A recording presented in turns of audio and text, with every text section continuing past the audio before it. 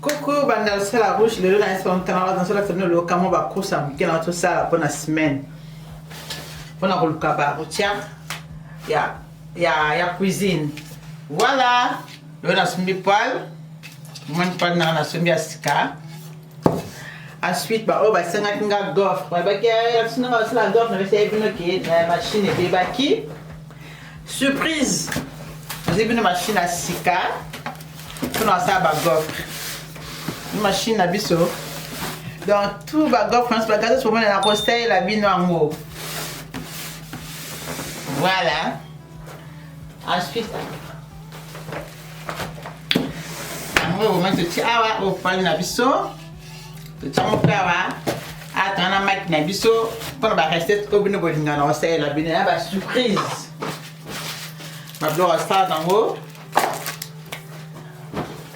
Bloc asad nango ya 8 bloc amani bloc asad nango ya 8 tango to sala ya 8 nature na biso biso moko oya pona gofre na biso voilà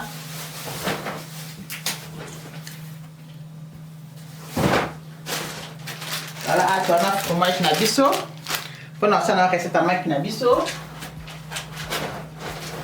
On a besoin de sperme na biso, on a besoin de poivre jaune na biso. On a consommé de la bino. Voilà, je vais me payer salade.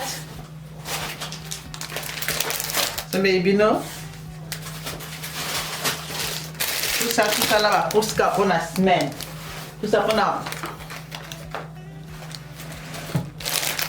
Voilà, tout ça moi money.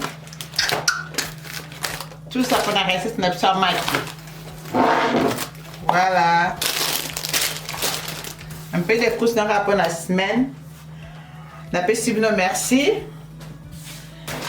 Voilà, tu as fait la semaine de maïs na biso. Pour la semaine.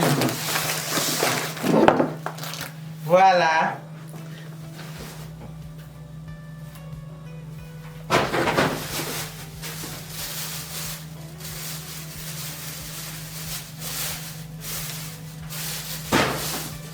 Bon, un peu de banane qu'on a resté na biso ya ba gofre na biso.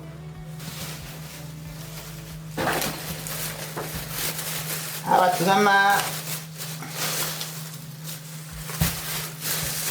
Voilà, oui, dans ça frais, pinaro. Ya na to congéler, on tente bon ça on to mon épinard na biso. Ensuite, on va na biso à vert. Ndi ba course na to sele no lelo